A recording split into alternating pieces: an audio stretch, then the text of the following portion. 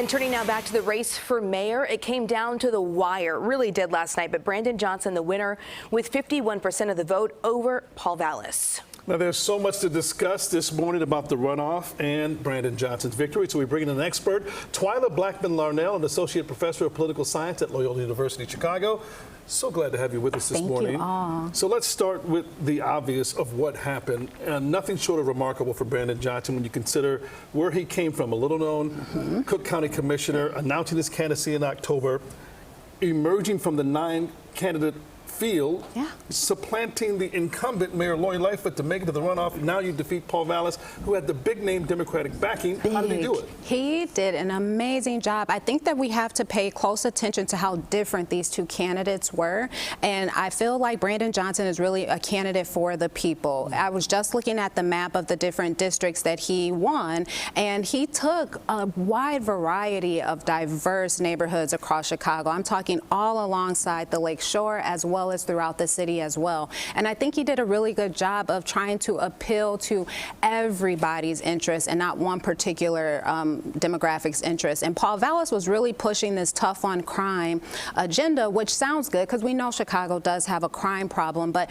Brandon Johnson did a really good job of pointing to the difference between quantity versus quality. And I think that that's where he won on the police discussion, right? Because Paul Vallas is saying, let's put 1,000 or so more police on the street, and Johnson is saying we don't have those funds, but we can put 200 more detectives on the street and actually close cases. And he's right, because the Chicago's case closure rate is pretty low, and that helps, right? So we're seeing improvement in crime because detectives will be closing cases, thus arresting people, putting them away, as opposed to just putting more beat cops on the street.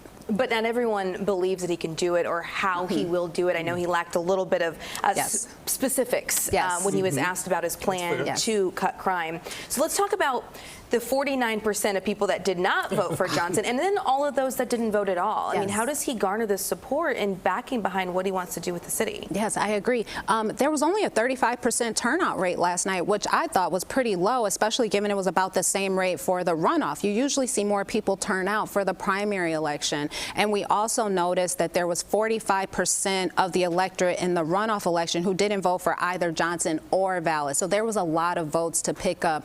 Brandon Johnson's group did a great job of getting out and knocking on doors. They were phone baking. There was a lot of grassroots mobilization. I know my Facebook was a ton of Brandon Johnson ads. My 15-year-old also was receiving text messages from friends who lived in the city supporting Brandon Johnson. So that's really cool to see that young people were also sharing information, because they have a really important interest in this election as well. Well, Twyla Blackmond Larnell, I'm sorry, I wish we could speak with you for a whole half hour, but unfortunately we have other news to get to. Thanks so much for being with us. Thank you for having me. And see how it develops, and it'll be interesting to see how Brandon Johnson develops his relationship with the police.